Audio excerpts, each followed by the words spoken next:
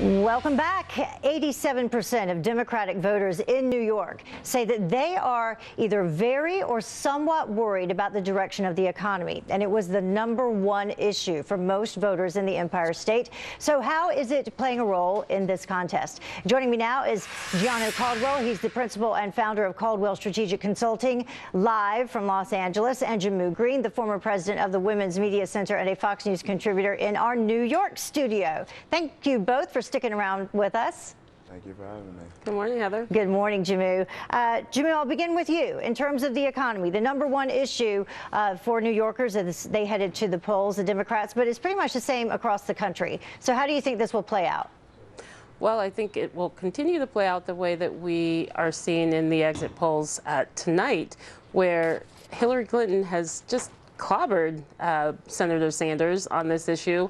I do think that his editorial board interview with the New York Daily News had a lot to do with that, when he couldn't even provide details on how he would break up banks, how he would actually facilitate his core issue. But whether it's the economy or experience or continuing President Obama's policies, we've seen Hillary Clinton have a very strong night here in New York. And Gianno, do you think that Bernie Sanders moving forward just needs to be perhaps a little more specific on his plans?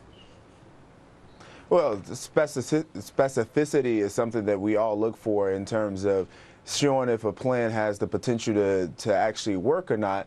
But I'm going to have to disagree with the point that Hillary Clinton has clobbered Bernie Sanders when it comes to this economic populist tone that Senator Sanders has been great at. He's the candidate that has allowed for young people to say, oh man, the economy and the things that are going on, it happens to be unfair when it comes to student loans and a number of things.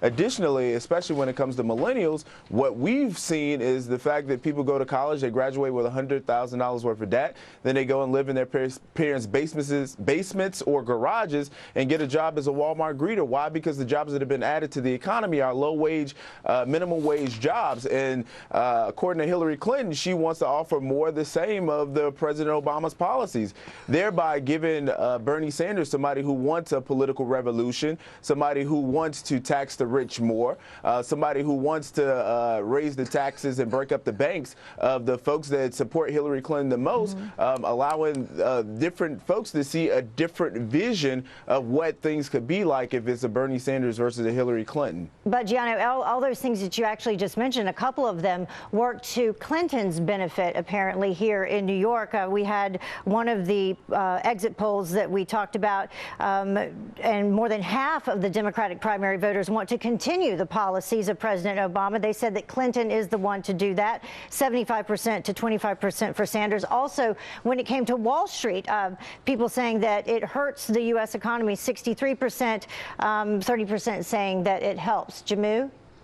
Well, yeah, I think what Gianni was saying is all fine and dandy, but when you actually look at the numbers, that's what I was referring to, that she clobbered him, whether it is on the economy, 61% supporting Hillary Clinton to Senator Sanders, 39%, or the experience issue, because when you look at what needs to happen, whichever Democratic candidate becomes the nominee, they're going to have to figure out a way to build those ladders of opportunity that have been broken down and those barriers that have been put in front of Americans to achieve the American dream.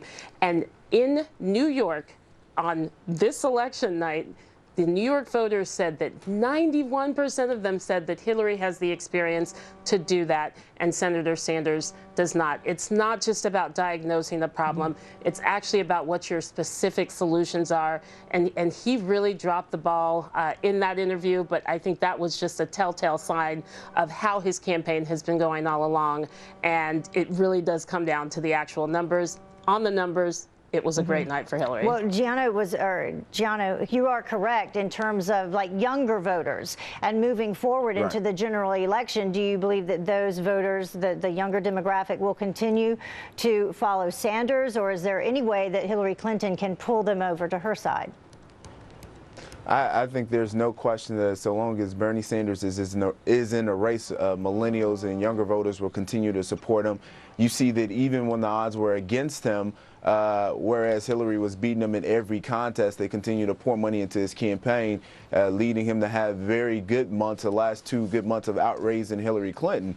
So I think that the millennials, the younger voters will continue to support him. And we saw in a poll that if it comes down to it and Bernie Sanders decides to get out the race, about 30% of his voters would choose not to go over to the Hillary Clinton camp because voters don't trust Hillary Clinton, especially millennial voters.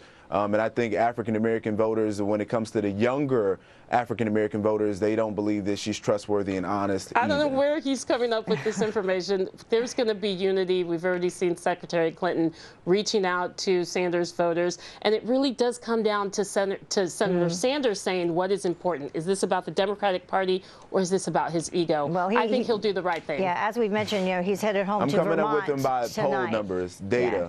Well, he's headed home to Vermont this evening, so we'll see what that's about. Thank you both for joining us. Really appreciate it. Gianno and Jehmu, thank you.